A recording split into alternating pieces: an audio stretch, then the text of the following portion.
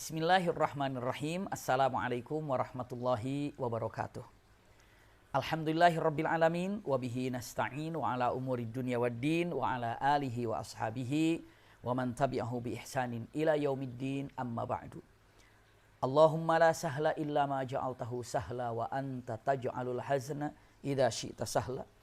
Allahumma inna nas'aluka hubbak wa hubba man ahabbak wa hubba amalin yuqarribuna ila hubbika bi rahmatika ya arhamar rahimin. Amin ya rabbal alamin. Alhamdulillahirabbil alamin. Mudah-mudahan pertemuan kita pada pagi ini seluruhnya disertai dengan rahmat dan berkah Allah Subhanahu wa taala. Semoga seperti ini Allah kumpulkan kita di dunia, seperti ini juga kelak Allah kumpulkan kita di surganya. Amin ya rabbal alamin. Pagi ini insyaallah kita ingin melihat ataupun ingin mempelajari, sama-sama belajar tentang yang namanya kunci-kunci keberkahan. Kalau kunci berarti ada pintunya. Kalau ada pintu, ya terkadang terbuka dan terkadang tertutup. Kalau pintu itu tertutup, tinggal membukanya. Tapi kalau seandainya ternyata pintu itu terkunci, ya harus ada kuncinya.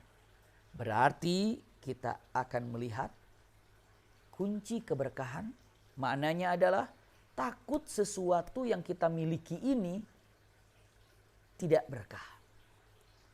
Maka kita kasih kuncinya agar dibuka sesuatu yang kita miliki menjadi berkah. Memang kalau berkah itu apa ya? Mungkin ada bertanya ya.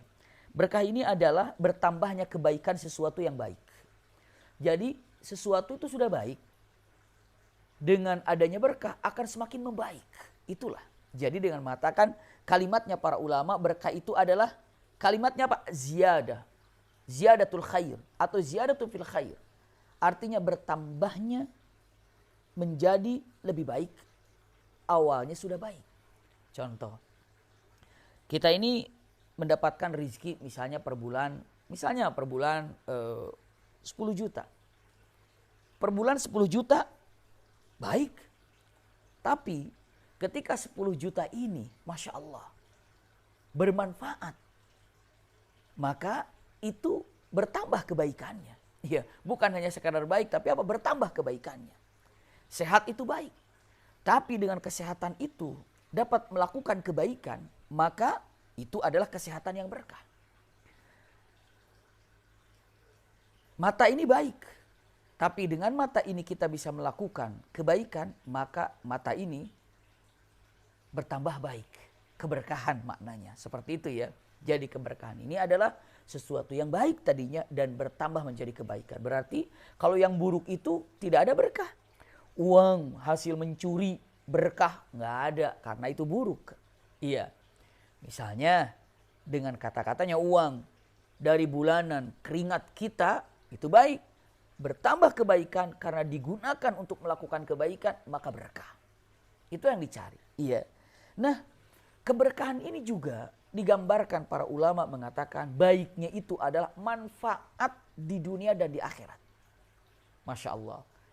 Berkah itu ya manfaat di dunia dan akhirat. Itu kenyataannya. Kita cek dan kita lihat dengan mengatakan apa sih kunci-kunci keberkahan ini? Waktu yang sangat pendek ini, mari kita mempelajari kunci-kunci daripada keberkahan ini apa ya? Kunci-kunci keberkahan. Masya Allah. Ya. Yang pertama untuk disimak baik-baik. Kunci-kunci keberkahan ini adalah, jangan dilupakan, nomor pertama ini adalah tilawatul Quran. Kunci keberkahan yang pertama adalah membaca Al-Quranul Karim. Membaca Al-Quranul Karim ini adalah kunci keberkahan nomor pertama.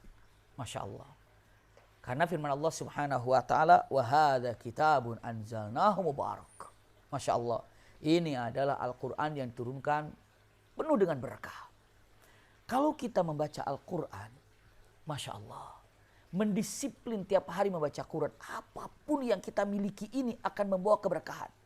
Masya Allah, akan membawa keberkahan.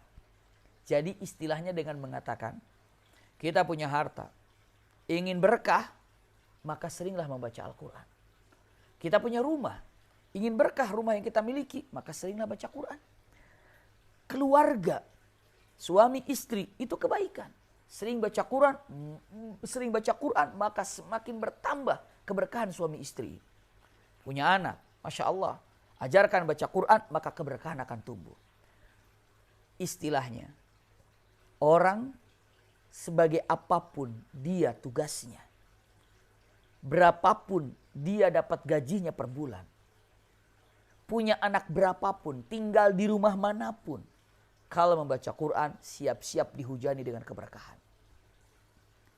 Seakan-akan orang ini akan sirna keberkahan yang dimilikinya ketika dia melupakan bacaan Al-Quran. Subhanallah. Kalau seandainya mengatakan, kenapa ya? Saya ini sehat tapi malas sekali melakukan ibadah. Kenapa ya? Saya ini sehat tapi malas sekali untuk hadiri majelis taklim. Kenapa ya? Saya ini punya uang, punya harta tapi malas sekali untuk infak, untuk sedekah. Bahkan uang itu sirna begitu saja. Gak terasa hilang begitu saja. Jawabannya dengan mengatakan, cek bagaimana dengan hubungan Anda dengan baca Quran. Karena dengan baca Quran itu akan membawa keberkahan yang sangat luar biasa. Keberkahan yang sangat indah, keberkahan yang sangat luar biasa ketika punten mendisiplin diri untuk membaca Al-Quranul Karim. Karena Quran ini adalah pembuka keberkahan yang berlimpah. Masya Allah. Mata akan menjadi berkah ketika digunakan baca Quran. Telinganya, hidungnya, lisannya, Masya Allah akan menjadi berkah ketika digunakan untuk membaca Al-Quran. Keberkahan itu apa? Tadi bertambahnya kebaikan yang kita miliki. Bertambahnya manfaat yang kita punya. Masya Allah. Yang kedua, apalagi keberkahan yang ada, agar kita ini membukakan pintu keberkahan yang ada di dalam diri kita ini, di rumah kita ini. Yang nomor dua adalah Masya Allah. Punten. Dengan kalimatnya Allahu Akbar. Nomor dua ini keberkahan akan diberikan oleh Allah Subhanahu wa Ta'ala. Ketika sering mengucapkan nama Allah atau digambarkan sering berzikir kepada Allah. Mengingat Allah dalam situasi apapun.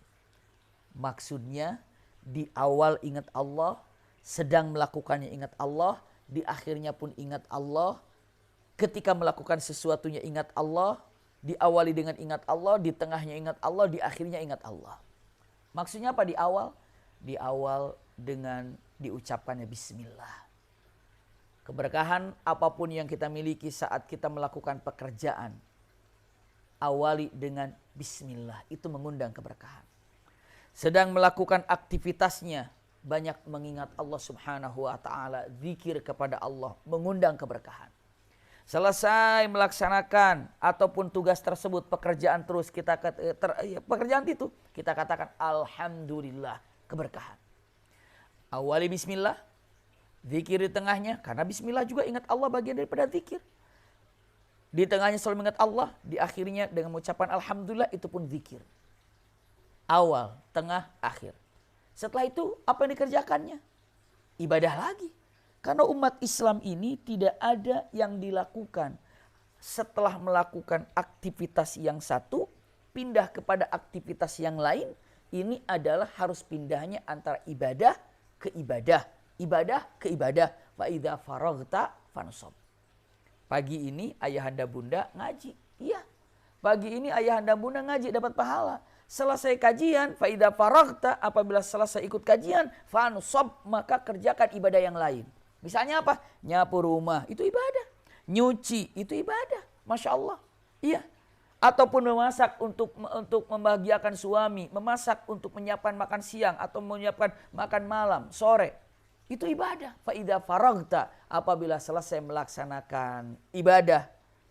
Misalnya tadi, nyapu, ibadah kan? Fansab. Apabila selesai ibadah menyapu ataupun nyapu rumah, fansab.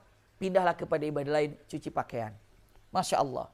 Tapi ingat, saat mulai nyapu Bismillah, ketika nyapunya zikir kepada Allah, selesai nyapunya Alhamdulillah. Pindah cuci baju, ketika mau cuci bajunya Bismillah, sedang mencuci bajunya itulah zikir kepada Allah, selesai cuci bajunya Alhamdulillah. Faidah faraghta, apabila sudah selesai untuk mencuci baju ini, fansab, apa yang dilakukannya? Lakukan, setelah itu memasak. Ya ibadah. Ketika memasak, bismillah diawalinya. Saat memasaknya, zikir kepada Allah. Selesai memasaknya, alhamdulillah. Fa idza faraghta fansab.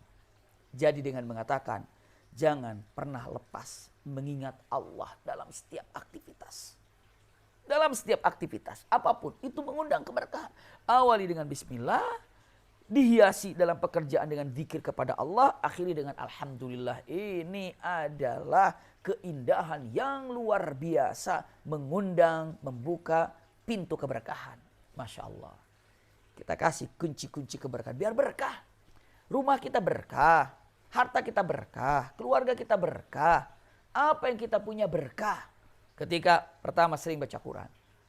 Kedua, tadi zikir pada Allah Subhanahu wa taala. Ketiga, ya, mengundang keberkahan. Apalagi para ulama dengan kata-kata yang indah. Keberkahan ini akan datang bertubi-tubi. Masya Allah. Tapi nomor 1, nomor 2, nomor 3-nya apa? Punten, sedekah. Sedekah. Masya Allah. Sedekah. Sedekah ini artinya, punten, di pertemuan yang lalu hari Senin, iya, ketika Umi Maki membahas tentang apa judulnya, kalau tidak keliru, antara kita dan sedekah. Kalau nggak keliru itu ya judulnya di hari Senin, iya. Sudah disampaikan apa itu makna sedekah seperti apa. Namun yang jelas dengan mengatakan sedekah ini min asbabil barakah. Masya Allah. Jadi sedekah ini dari salah satu kunci untuk membuka keberkahan. Kunci keberkahan didapatkan ketika kita ini pandai bersedekah. Masya Allah. Intinya bersedekah ini adalah membahagiakan orang lain. Karena memang dengan sedekah ini adalah tutfi'u ghadab Rabb. Artinya apa? Dengan sedekah ini akan mengikis habis, memadamkan daripada murkanya marah Allah Subhanahu wa taala. Kalau marah tidak ada, akan berganti dengan kasih sayang. Kalau adanya kasih sayang, berarti keberkahan tumpah di situ. Ingin menjauhkan daripada marah Allah, sedekah. Ketika datang sedekah, marah Allah pergi, yang datang kasih sayang Allah. Ketika kasih sayang Allah datang, pasti dengan berkahnya turun. Sedekah. Disiplin sedekah. Coba istiqomah. Apakah mungkin bisa dilakukan setiap Jumat? Boleh, iya. Karena mungkin ada uangnya setiap Jumat saja, silakan. Mau setiap pagi pulang dari masjid, memasukkan ke masjid misalnya 50.000, silakan. Kenapa? Yang penting kita punya istiqamah sedekah yang bisa dikerjakan. Karena apa? Itu adalah pembuka pintu keberkahan. Keberkahan itu akan dibuka oleh Allah Subhanahu wa taala ketika kita ini pandai bersedekah. Hanya tinggal cek bagaimana kabar kita dengan sedekah. Bagaimana keadaan kita dengan sedekah. Usikum wa iyaya nafsi bitaqwallah. Ya. Sedekah ini adalah kunci daripada keberkahan. Keempat, iya. Kita kan ingin keberkahan itu terbuka atau masuk ke rumah kita. Sedekah, sedekah. Yang terdekat dululah. Kalau untuk suami, sedekah yang terbaik kepada siapa? Istrinya. Sedekah kepada istri. Masya Allah. Itu dia. Jadi kalau seandainya suami berada dalam sulit cari pekerjaan, dalam keadaan hati tidak tenang, coba tenangkan hati Anda, wahai para suami, dengan cara apa? Bahagiakan istri Anda. Ketenangan akan dapat. Itu ajaib sekali itu. Ajaib sekali, luar biasa. Kenapa? Karena sedekah yang paling afdol untuk suami ya kepada istrinya. Kepada istrinya, Masya Allah. Bahagiakan paling tidak. Abi Maki nggak ada uang, bagaimana saya sedekah kepada istrinya? Senyuman aja, pujian saja, bantu aja kepada istri, itu sedekah, dan itu membahagiakan istri. Saat istri itu bahagia oleh Anda, wahai para suami, berarti Anda telah bersedekah kepadanya. Dan Allah akan balas kebaikan yang Anda lakukan kepada istri Anda. Masya Allah. Ini ya, sedekah. Yang keempat, pintu keberkahan ini ataupun kunci keberkahan ini adalah punten. Apa coba? Silaturahim. Silaturahim, menyambung cinta kasih sayang. Menyambung kasih sayang. Menyambung rahim, silaturahim itu luar biasa. Masya Allah. Iya. Kata-kata yang sangat indah sekali. dengan mengatakan bahwa dengan silaturahim ini, punten, apa coba? Akan, ini hadis Rasulullah sallallahu alaihi wasallam, tazidu fir rizqi, masya Allah, wa tatilu fil umur, wa nuzulul barakatu minallahi ta'ala. Dengan kita rajinnya bersilaturahim. Pertama, masya Allah, bertambahnya rizki, panjangnya usia, dan hujannya berkah. Ya Rabb, silaturahim. Sekarang mau untuk silaturahim gampang sekali, mudah sekali, ayahanda bunda. Pakai handphone saja kita bisa bersilaturahim. Dengan teman kita, dengan sahabat kita yang lama tidak berjumpa, kita bisa silaturahim. Teman kita waktu sekolah, teman kita kuliah, teman majelis ta'lim kita, teman umroh kita, teman haji kita. Wah, kita bisa silaturahim. Iya. Dan saat bersilaturahim seperti itu, masya Allah, keindahan akan didapatkan. Apa yang didapatkannya? Yang didapatkannya adalah punten hujannya keberkahan yang diberikan oleh Allah Subhanahu wa taala. Keberkahan bertubi-tubi, keberkahan yang sangat indah. Kapan? Ketika kita pandai bersilaturahim. Rasa-rasanya untuk saat ini ya, tidak ada alasan seseorang tidak bisa silaturahim. Tidak ada alasan. Kenapa susah silaturahim coba? Ya, nomor teleponnya ada, handphone ada, pulsanya juga ada. Gunakan fasilitas apa yang kita miliki saat ini untuk bersilaturahim. Kenapa coba? Karena ini mengundang daripada yang namanya keberkahan. Mungkin saat ini untuk cross check ataupun untuk melihat diri kita. Apa yang kurang ya sehingga keberkahan ini belum juga kunjung ke rumah kita, ke harta kita, ke keluarga kita. Coba cek silaturahimnya seperti apa. Bagaimana silaturahimnya? Apakah silaturahimnya sudah baik? Apakah silaturahimnya sudah diperbaiki? Coba cek silaturahim. Ini dia di nomor berapa ini? Nomor 4 tadi ya, silaturahim. Iya. Nomor 5. Masya Allah. Nomor 5, keberkahan. Ini kita mengkerucut lebih dalam atau lebih spesifik kepada rizkinya ya. Punten. Keberkahan yang didapatkan itu adalah at-tabkiru fi talabir rizqi. Artinya adalah punten, semakin pagi Anda bersiap-siap untuk mencari rizki, maka keberkahan itu semakin mungkin banyak didapatkan. Subhanallah. Iya, sampai Rasulullah sallallahu alaihi wasallam burikali ummati fi bukuriha. Iya. Kalimatnya Allah memberikan keberkahan kepada umatku di pagi harinya. Maka punten sekali. Hindari yang namanya tidur setelah subuh. Hindari tidur setelah subuh. Kenapa? Karena itu menutup pintu keberkahan. Badan tidak berkah ketika sering tidur di pagi hari, di subuh hari. Subuh kok tidur? Padahal itu pintu keberkahan yang sangat luar biasa. Ketika subuh, cari rizki. Rizki apa? Rizki juga ilmu adalah rizki. Cari ilmu. Itu juga rizki. Cari ilmu itu rizki. Masya Allah. Jadi pagi hari itu dengarkan kajian. Imma yang ada di radio ataupun di televisi ataupun di YouTube. Dengarkan, rutinkan setiap pagi itu cari rizki. Yang bebas gak pergi kemana-mana. Mungkin bunda pagi-pagi itu punten. Dengarkan, cari ilmu. Oh saya sibuk pagi-pagi karena masak. Iya sudah kalau gitu gak apa-apa. Yang penting gak tidur. Berapa banyak orang, na'udzubillah di pagi hari itu tidur. Setelah sholat subuh tidur. Bahkan ada yang 19 tidur subuhnya. Na'udzubillah. Makanya kalau dulu orang tua kita mengatakan jangan tidur pagi. Nanti rezekinya dipatok ayam katanya. Kenapa? Keberkahannya itu gak ada. Keberkahan itu sirna. Ketika apa? Ketika justru di pagi hari digunakan untuk tidur. Ya. Sampai Rasulullah berdoa, ya Allah berkailah umatku di pagi harinya. Di pagi hari loh. Doa Rasulullah itu. Sampai sekarang.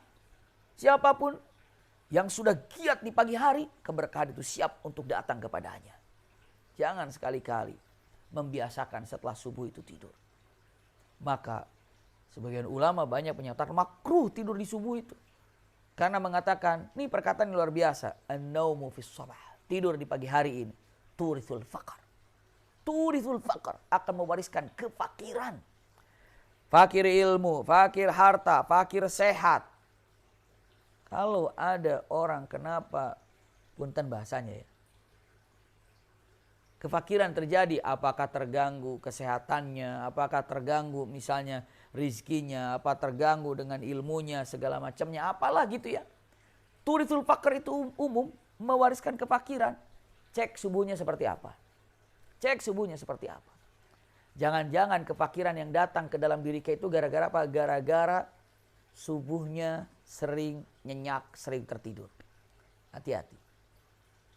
Jangan dibiasakan tidur subuh. Jangan dibiasakan. Kenapa? Hal ini mengundang kefakiran. Ada lagi. Kapan lagi? Sore juga nggak boleh tidur itu. Setelah sholat asar jangan tidur. Turisul junun. Itu kata para ulama. Wariskan kegilaan. Kenapa? Orang kalau habis asar tidur, bangun tuh nggak enak gitu ya. Kayak apa gitu. Nggak enak aja. Kalau tidur habis asar, bangun nanti sebelum maghrib. Itu jadi merengut aja gitu. Kayak bingung. Kayak apa. Kayak bingung. Jangan tidur setelah sholat asar. Ya juga jangan tidur setelah sholat subuh. Kalau setelah sholat subuh ini menghilangkan daripada yang namanya keberkahan. Ini ya, subhanallah. Iya. At-tabkiru fi talabir rizq. Artinya berpagi-pagilah dalam mencari rizki. Ingat ya, rizki itu bukan uang saja. Tapi rizki itu apapun yang bermanfaat untuk kita yang Allah berikan. Termasuk ilmu rizki. Teman juga rizki. Jadi rizki itu banyak. Ingin mendapatkannya, keluarlah di pagi hari. Ini yang sangat luar biasa. Iya, dilanjutkan. Nomor 6. Iya. Apalagi? Ingin mendapatkan keberkahan. Dan kunci keberkahan ini adalah, punten, kata-katanya, iqamatus salat. Menegakkan salat 5 waktu di awal waktu. Dan punten, yang namanya salat ini selesaikan semuanya. Maksud selesaikan tuh lahap habis hidangan salat ini. Mau salat yang wajibnya pasti habiskan. Dilahap. Nikmati. Salat yang 5 waktu di awal waktu. Biasakan itu. Keberkahan akan didapatkan oleh diri kita ketika kita sanggup melaksanakan salat di awal waktu. Salat di awal waktu. As-salatu fi waqtiha maksudnya adalah fi awwaliha. Di awal waktunya. Masya Allah. Ya, jadi sholatlah di awal waktu, maka akan mendapatkan sesuatu yang sangat luar biasa. Kenapa? Karena keberkahan itu akan didapatkan ketika kita sanggup melaksanakan sholat di awal waktu. Tapi kalau mengakhir-akhirkan sholat, menyantai-nyantaikan sholat, siap-siap saja keberkahan itu makin menjauh. Ini hal yang sangat mengerikan. Ketika kita punten merasa tidak terpanggil dengan ibadah sholat. Hati-hati kalau sudah merasa tidak terpanggil dengan panggilan Allah untuk sholat. Sejadi ada sesuatu yang keliru dalam hati kita. Ada sesuatu yang tertutup dalam hati kita. Berarti keberkahannya pun masih tertutup untuk kita. Na'udzubillah. Summa na'udzubillah. Ingat ya, iqamatus sholat. Bahkan lebih indah lagi apabila sudah selesai dan bisa melaksanakan sholat 5 waktu. Al-Quran mengatakan, wa'mur ahlaka bis sholati wastabir alaiha. La nas'aluka rizqan nahnu narzuquka wal aqibatu littaqwa. Anda bisa bersama dengan keluarga melaksanakan sholat qiyamul lail. Aduh, keberkahan itu datang bertubi-tubi. Tapi ya tadi, sholat 5 waktunya kerjakan. Jangan tahajud dikerjakan, sholat 5 waktunya bablas. Ya nggak bisa. Ya. Sholat 5 waktu itu pondasinya luar biasa. Setelah itu silakan kerjakan tahajudnya. Sebaik-baik sholat setelah 5 waktu itu adalah sholat tahajud. Ibu bapak telah melaksanakan sholat yang 5 waktu. Patenkan dengan tahajud. Hujan berkah di rumah kita. Bahkan Al-Quran mengatakan, nahnu narzukuk, nggak usah dipikirin. Bagaimana caranya, Anda usaha saja cari rizkinya. Nanti aku akan rizkinya. Aku yang akan berikan rizki kepada kalian. Usaha dulu. Tapi ingat. Iya, sholat 5 waktunya kerjakan. Lalu apa? Wa'mur ahlaka bis sholati wastabir 'alaiha. Ingat, bukan hanya Anda saja yang sholat, tapi istri juga perhatikan. Wahai para istri, bukan Anda saja yang sholat, suami juga perhatikan. Wahai suami istri, bukan Anda saja yang perhatikan sholat, tapi anak-anak pun perhatikan sholatnya. Wastabir 'alaiha. Sabarlah. Kenapa? Allah akan kasih rizki kepada kalian. Masya Allah. Rizki bersama dengan keberkahannya ketika bisa mendisiplin sholat. Ini dia. Bagaimana kita dengan sholat? Apakah sholat kita banyak kebaikan yang kita dapatkan? Ataupun hanya selesai melaksanakan tugas saja, karena ini perintah udah saya sholat aja, yang penting selesai saya melaksanakan. Mungkin ada begitu. Ada yang sholat itu dia lakukan hanya untuk menyelesaikan kewajibannya. Yang penting saya sudah sholat. Astagfirullahaladzim. Bukan itu. Seorang muslim itu bukan yang penting saya sudah sholat, tapi nikmati sholatnya. Kalau ibu bapak mengatakan, yang penting saya makan, ya Anda hidup dengan kata-kata yang penting makan. Tapi alangkah indahnya, saya ingin makan, tapi saya juga ingin menikmati makanan itu. Ingin menikmati hidangan itu. Apakah ada di antara kita yang melaksanakan sholat tapi tidak merasakan nikmatnya sholat? Itu persis seperti ada orang yang makan kenyang tapi tidak merasakan nikmatnya. Ibu bapak pernah kan makan kenyang tapi gak terasa nikmat?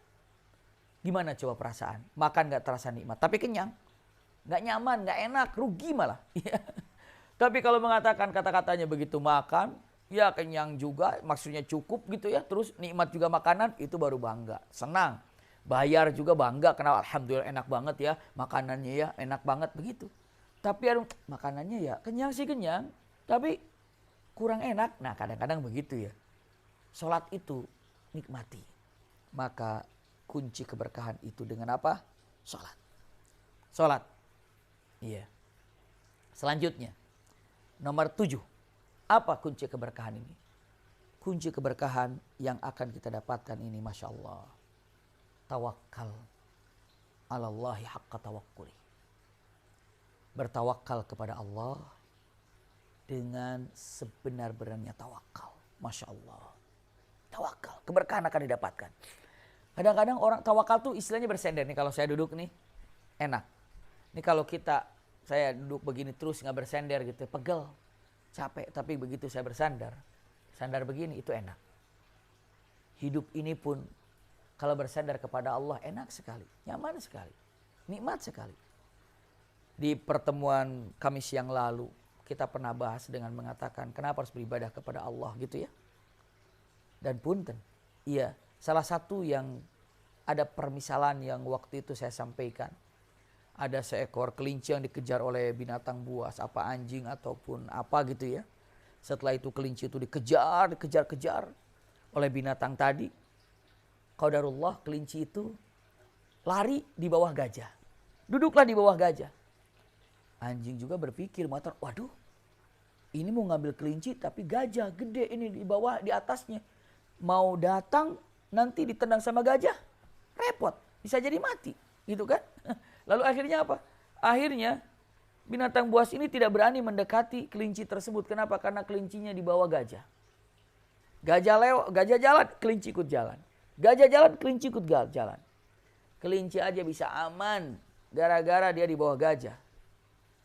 Itu permisalan dari binatang yang pernah kita lihat tayangannya. Dan punten, Masya Allah. Kita ini bisa jadi katakan kita ini lemah gitu ya. Tapi saat kita berada di bawah Allah Subhanahu wa ta'ala, bertawakal pada Allah Subhanahu wa ta'ala, kita menjadi kuat. Kita menjadi kuat. Iya, makanya keberkahan itu akan didapatkan oleh kita saat kita bertawakal pada Allah Subhanahu wa ta'ala.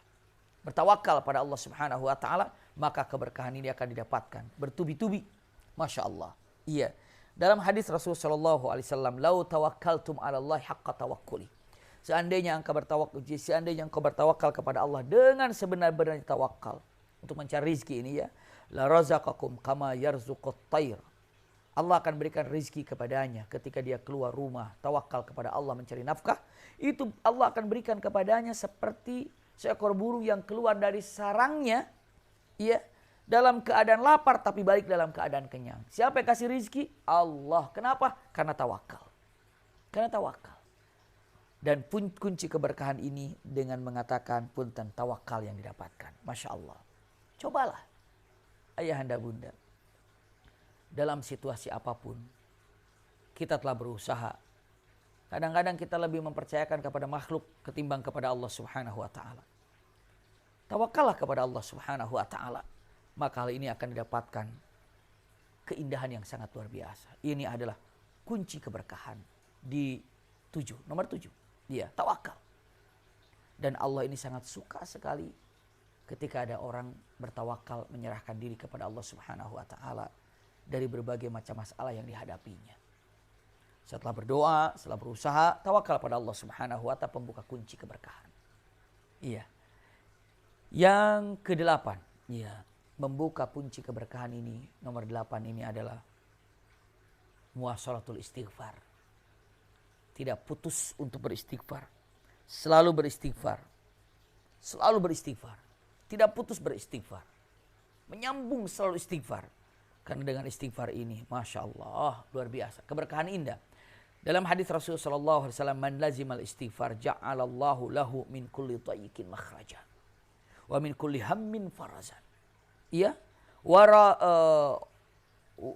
Warazaqu min haitsu la yahtasib.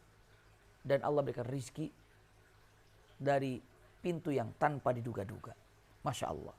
Siapa yang mendisiplinkan istighfar dalam kehidupannya, maka Allah akan berikan dari kesempitan jalan yang luas, yang lapang. Dari kesedihan ganti dengan kebahagiaan. Bahkan Allah berikan rizki yang Masya Allah dari pintu tanpa diduga-duga. Kenapa coba? Istighfar. Istighfar. Dan ternyata dengan istighfar ini, Masya Allah, keberkahan itu akan didapatkan. Orang, ketika orang ini beristighfar, kita beristighfar, Masya Allah, kita dalam keadaan kesulitan lalu istighfar, Allah akan keluarkan dari kesulitan itu menjadi sesuatu kemudahan. Dan kemudahan itu disertakan oleh Allah dengan keberkahannya. Kita dalam keadaan kesedihan, kita ini berada dalam kesedihan, misalnya kita banyak istighfar, Allah akan ganti dengan kebahagiaan bersama dengan punten keberkahannya. Masya Allah. Rizki yang kita dapatkan, perbanyak istighfar, maka rizki itu akan semakin berkah dengan apa yang didapatkannya. Masya Allah. Ini kata-kata yang luar biasa ketika kita ini mau melakukan punten. Apa namanya? Beristighfar. Itu adalah menjadikan kita semakin banyak keberkahan yang berlimpah. Masya Allah. Iya. Maka usikum wa iyaya nafsi bitaqwallah. Keberkahan ini bukan hanya sekedar ucapan ingin dapat berkah. Ingin dapat berkah. Tapi ternyata ada kunci-kunci yang harus kita pegang sehingga pintu keberkahan itu terbuka. Apalagi daripada kunci keberkahan yang ada. Iya, usikum wa iyaya nafsi bitaqwallah. Tadi nomor berapa tadi? Nomor 8. Iya. Nomor 9-nya. Apalagi keberkahan yang ada. Masya Allah. Keberkahan yang ada yang harus kita raih, yang harus kita lihat. Apa? Masya Allah. Ini adalah al-ijtihadu fi nailil malil halal wal ibtiadu an malil haram. Keberkahan nomor 9 ini adalah jangan pernah punya keinginan untuk mengambil rizki yang haram. Jangan pernah. Kenapa? Karena saat menginginkan dan mencari rizki yang haram, rontok keberkahan yang ada. Justru keberkahan itu akan didapatkan ketika seseorang berusaha sungguh-sungguh semaksimal mungkin untuk apa? Mencari rizki yang halal. Seseorang sedang mencari rizki yang halal, sebenarnya orang ini sedang, Masya Allah, mengundang keberkahan yang ada. Rizki yang halal itu penuh dengan keberkahan. Semakin orang itu berusaha untuk mendapatkan rizki yang halal, maka orang ini semakin mendapatkan keberkahan. Peluang keberkahannya didapatkan. Ya, Jadi dengan menyebutkan jangan pernah ada keinginan untuk mendapatkan rizki yang haram. Karena akan sirna keberkahannya. Na'udzubillah. Tsumma na'udzubillah. Ini untuk dipegang baik-baik oleh kita. Iya. Selanjutnya usikum wa iyaya nafsi bitaqwallah. Apalagi nomor 10 ini. Masya Allah. Iya. Nomor 10 ini adalah apa coba? Terakhirnya. Selalu minta kepada Allah Subhanahu wa taala agar Allah berikan selalu keberkahan. Ya Allah, berikanlah keberkahan kepada kami. Berikanlah keberkahan, berikanlah keberkahan. Minta kepada Allah. Karena orang ini bisa khusyuk sholat bukan hanya faham tentang gerakannya, faham maknanya, tapi juga dia minta kepada Allah agar dia dikhusyukkan oleh Allah dalam sholat. Orang ini bisa bersabar, ya bukan karena apa-apa, karena dia juga bukan latihan sabar saja, tapi dia juga meminta kepada Allah agar dirinya diberikan kesabaran oleh Allah Subhanahu wa taala. Intinya, ayah anda bunda di nomor 10 ini minta kepada Allah agar Allah hadiahkan kepadanya kesabaran. Punten, agar dirinya diberikan oleh Allah Subhanahu wa taala keberkahan. Iya. Ya Allah, berkahi hidup kami. Berkahi keluarga kami, berkahi harta kami, berkahi rumah kami, berkahi anak-anak kami. Seperti itu. Sampai kata-kata yang indah ketika menikahkan barakallahu laka wa barak alaika wa jama'a bainakum fi khair. So jauh-jauh ketika kita berjumpa dengan kawan aja kita kan assalamualaikum warahmatullahi wabarakatuh. Keberkahan. Jadi mintalah kepada Allah agar Allah hadiahkan kepada kita keberkahan. Paling tidak ketika bertemu dengan kawan, kita didoakan oleh kawan kita dan kita mendoakan kawan kita. Assalamualaikum warahmatullahi wabarakatuh. Dia jawab waalaikumsalam warahmatullahi wabarakatuh. Mudah-mudahan apapun yang kita miliki, apapun yang kita punya, semuanya bukan hanya saja Allah berikan kenikmatannya kepada kita, tapi Allah berikan keberkahannya juga kepada kita. Mudah-mudahan apa yang disampaikan ada manfaatnya. InsyaAllah kehadiran kita melalui kajian virtual ini, YouTube ini, bermanfaat dan mendapatkan pahala dari Allah Subhanahu wa taala. Jazakumullah khair ala husni istima'ikum. Lakum minni al-hubbu wa du'a. Wassalamualaikum warahmatullahi wabarakatuh. Sama-sama kita tutup dengan kafaratul majlis. Subhanakallahumma wa bihamdika asyhadu an la ilaha illa anta astaghfiruka wa atubu ilaika. Walhamdulillahirabbil alamin.